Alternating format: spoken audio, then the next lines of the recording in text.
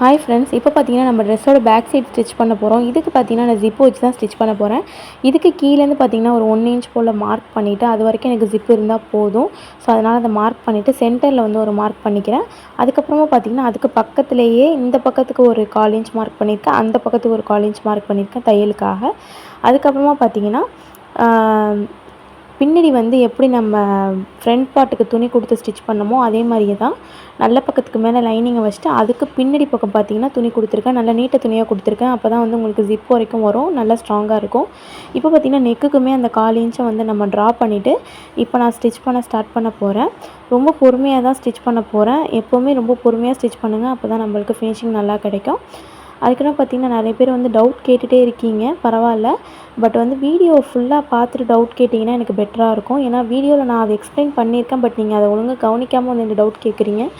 அதேமாதிரி வந்து நான் வீடியோ திருப்பி சென்ட் பண்ண மாட்டேன்னு சொன்னாலும் திருப்பி அகைன் வந்து நீங்கள் வந்து எனக்கு ஃபார்மேட் ஆகிடுச்சு, டெலிட் ஆகிடுச்சின்னு சொல்கிறீங்க. அதுக்கு வந்து நான் ஒரு யோசனை பண்ணியிருக்கேன், அது கூடிய சீக்கிரம் வந்து நான் உங்களுக்கு சொல்கிறேன்.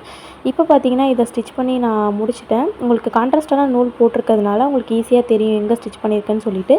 ஸோ வந்து உங்களுக்கு காமிச்சிருக்கேன், பார்த்துக்கோங்க. அதுக்கப்புறமா பார்த்தீங்கன்னா குண்டூசியெல்லாம் ரிமூவ் பண்ணிவிட்டு இதை எப்படி வந்து நான் வெட்டுறதுன்னு சொல்லிட்டு காட்டுறேன். இதுக்கு வந்து பார்த்திங்கன்னா ரொம்ப பொறுமையாக தான் நம்ம கட் பண்ணணும். நான் வீடியோக்காக கொஞ்சம் வந்து ஓட விட்ருக்கேன், ஸோ அதனால் உங்களுக்கு ஸ்பீடாக தெரியும். சென்டரில் ஒரு கட் கொடுத்துட்டு பார்த்திங்கன்னா அந்த 2 வி ஷேப் மாதிரி வர இடத்துல வந்து நம்ம அர்க்காத் கொடுக்க போகிறோம். அப்போ தான் வந்து பார்த்திங்கன்னா உங்களுக்கு வந்து ஈஸியாக அந்த கை வச்சு காட்டுறேன்ல அந்த இடத்துல தான் அர்க்காத் கொடுக்க போகிறேன். அப்போ தான் வந்து உங்களுக்கு ஈஸியாக திரும்பும், இல்லைனா திரும்பறதுக்கு ரொம்ப கஷ்டமாக இருக்கும். தையலை வந்து டச் பண்ணாமல் அர்க்காத் கொடுங்க, அப்போ தான் உங்களுக்கு பெட்டராக இருக்கும். அப்புறம் பார்த்திங்கன்னா இந்த எட்ஜில் வந்து முக்கோணம் மாதிரி நான் அதாவது ட்ரையாங்கிள் மாதிரி ஒரு கட் கொடுத்துக்கிறேன். அப்போ தான் இந்த பக்கமும் ஈஸியாக திரும்பும். அதுக்கப்புறமா நெக்கு அந்த சைடில் எல்லாமே வந்து சின்ன சின்ன அர்க்காத் கொடுத்துட்டிங்கன்னா உங்களுக்கு ஈஸியாக திரும்பிடும். பேக் சைடு நம்ம துணி கொடுத்துருக்கோம் இல்லையா, அதையும் பார்த்திங்கன்னா நெக்கு ஜிப்புக்கு தகுந்த மாதிரி நம்ம வெட்டிட்டோன்னா நம்மளுக்கு ரொம்ப அசிங்கமாக இருக்காது. இதை முடிச்சுட்டு பார்த்திங்கன்னா நம்ம வந்து திருப்பிக்கலாம். நான் போன ஃப்ரண்ட் வீடியோவில் பார்த்திங்கன்னா 2 படிமான தையல் போட்டிருப்பேன், பட் இதுக்கு நான் திருப்பி விட்டுட்டு தான் தையல் போட போகிறேன். ஸோ இந்த எட்ஜஸ்லாம் வெளியே வரணும்னு பார்த்திங்கன்னா கத்திரிக்கோலை விட்டு நல்லா நீங்கள் இது பண்ணிக்கிட்டிங்கன்னா உங்களுக்கு இந்த ஷார்ப்பான எட்ஜஸ்லாம் வெளியில் வந்துடும். இல்லாட்டி ரொம்ப அசிங்கமாக இருக்க மாதிரி இருக்கும். இதே மாதிரி எடுத்து விட்டுட்டு அதுக்கப்புறமா வந்து மேலே வந்து நம்ம படிமான தையல் போட்டுக்கலாம். கொஞ்சம் கஷ்டமாக தான் இருக்கும், பட் வந்து உங்களுக்கு ஸ்டிச் பண்ண உங்களுக்கு ஈஸியாக வந்துடும். ஸோ பார்த்து கொஞ்சம் அட்ஜஸ்ட் பண்ணி பொறுமையாக நீங்கள் வந்து ஸ்டிச் பண்ணிக்கோங்க. ரொம்ப ஈஸியான மெத்தடில் தான் நான் உங்களுக்கு சொல்லிக் கொடுக்குறேன். ஸோ அதே மாதிரி நீங்களும் ப்ராக்டிஸ் பண்ணி பாருங்கள்.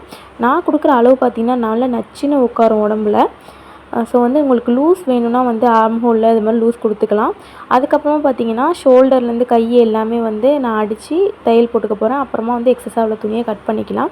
ஸோ அதுதான் நான் என்ன சொல்லணும்னு நினச்சேன்னா, ஆர்ம் ஹோல்லாம் வந்து நான் சொல்கிற அளவில் நீங்கள் ஸ்டிச் பண்ணிங்கன்னா எடுத்த அளவே வச்சிங்கன்னா கரெக்டாக அப்படியே ஃபிட்டிங்காக உட்காரும், லூஸே இருக்காது. பட் நீங்கள் லூஸாக போடுற ஆளாக இருந்தால் ஆர்ம் ஹோல்லலாம் 1 இன்ச் கூட்டிக்கோங்க.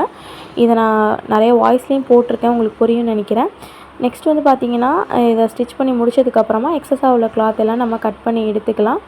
அப்போ தான் வந்து நம்மளுக்கு ஒரு நீட் ஃபினிஷிங் கிடைக்கும். ஸோ ரொம்ப பொறுமையாகவே கட் பண்ணுங்கள் பார்த்து. சைடில் உள்ளது எல்லாமே கீழே உள்ளது எல்லாமே நான் கட் பண்ணி எடுத்துக்கிறேன். அதுக்கப்புறமா பார்த்திங்கன்னா நம்ம ஜிப் வைக்கிற வேலை தான். ரொம்ப ஈஸியான மெத்தடில் தான் உங்களுக்கு நான் சொல்லிக் கொடுக்குறேன். ஸோ வந்து நீங்களும் கொஞ்சம் பொறுமையாக வீடியோவை பார்த்து பத்திரமா வச்சுக்கோங்க, பார்த்து கற்றுக்கோங்க. நெக்ஸ்ட்டு பார்த்திங்கன்னா வெட்டி முடித்தாச்சு. அகைன் வந்து ஜிப்பு வைக்கிற வேலை தான். இதுக்கப்புறமா பார்த்திங்கன்னா நம்மளுக்கு ஜிப்பு வைக்கிற வேலை தான். ஸோ ஜிப்பு வந்து பார்த்திங்கன்னா கொஞ்சம் சேம் கலராகவே தான் எடுத்திருக்கேன். இதை வந்து நம்ம நல்லா ஃப்ரண்ட்டில் உள்ளதை வந்து மடக்கி விட்டுட்டு தான் நம்ம வந்து ஜிப் வைப்போம். ஸோ அது எப்படிங்கிறத பாருங்கள். இதே மாதிரி ஃப்ரண்ட் சைடில் மடக்கிட்டு அதை வந்து இந்த கிளாத்தில் வச்சுட்டு டைட்டாக பிடிச்சிக்கோங்க. ஒரு பக்கம் ஜிப்பை திறந்து விட்ருங்க, அப்போ தான் உங்களுக்கு ஸ்டிச் பண்ணுறதுக்கு ஈஸியாக இருக்கும். ஸோ அதே மாதிரி வச்சுட்டு இது 1 சைடு ஃபோட்டும் போட்டு ஸ்டிச் பண்ணிக்கலாம். நான் டபுள் சைட் ஃபோட்டிலே ஸ்டிச் பண்ணிவிடுவேன்.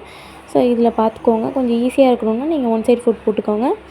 இதை ஸ்டிச் பண்ணி பொறுமையாக தான் ஸ்டிச் பண்ணணும், ரொம்ப அவசரப்பட்டு ஸ்டிச் பண்ணிடக்கூடாது. ஜிப்பு மேலே ஸ்டிச் பண்ணிடக்கூடாது, அதாவது ஜிப்பு மூடுற இடத்துல அதுக்கு சைடில் இடம் விட்டுருப்பாங்க. ஸோ அதில் தான் ஸ்டிச் பண்ணணும். கரெக்டாக பார்த்து பொறுமையாக நிறுத்தி நிதானமாக ஸ்டிச் பண்ணுங்கள், ரொம்ப ஈஸியாக இருக்கும். நெக்ஸ்ட்டு பார்த்திங்கன்னா பொறுமையாக ஸ்டிச் பண்ணி முடித்ததுக்கு அப்புறமா நம்ம வந்து ஃப்ரண்ட் சைடுக்கு எப்படி வந்து டாட் பிடிச்சோமோ அதே மாதிரி பார்த்தீங்கன்னா நம்ம பேக் சைடுக்கும் டாட் பிடிச்சிப்போம். பேலன்ஸ் உள்ள ஜிப்பை வந்து ஒரு 1/2 இன்ச் விட்டுட்டு நீங்கள் பேக் சைடில் கட் பண்ணிக்கோங்க. நிறைய பேருக்கு இந்த டாட் பிடிக்கிறதுலேயும் டவுட் வந்துச்சு, சிஸ்டர் சரிசமமாக தானே மடித்து ஷோல்டரில் இது பண்ணுவாங்கன்னு சொல்லிட்டு நான் இப்படி தான் பண்ணுவேன். அப்போ தான் உங்களுக்கு கரெக்டாக இருக்கும். ஸோ நீங்கள் இதே மாதிரி முக்காலும் காலமாகவே மடிச்சுட்டு இந்த பிள்ளைக்கு பார்த்தீங்கன்னா 4 இன்ச் வந்து நான் டாட் பிடிச்சிருக்கேன். ஸோ அதே மாதிரியே பிடிச்சிக்கோங்க. ரொம்ப ரொம்ப ஈஸியான மெத்தட் தான். ஸோ ஃப்ரண்ட்டும் பேக் பார்ட்டும் நம்ம ஃபினிஷ் பண்ணிட்டோம். நெக்ஸ்ட்டு பார்த்தீங்கன்னா ஸ்லீவுக்குள்ள வீடியோஸ் உங்களுக்கு வரும். அடுத்து பார்த்தீங்கன்னா ஸ்கர்ட்டுக்குள்ள வீடியோஸ் வரும். அதுக்கப்புறம் கவுன் ஃபுல்லாக அட்டாச் பண்ணுறது வரும். ஸோ கொஞ்சம் பொறுமையாக இருங்க. ஒரு நாளைக்கு ஒரு வீடியோ வரும். ஓகேவா?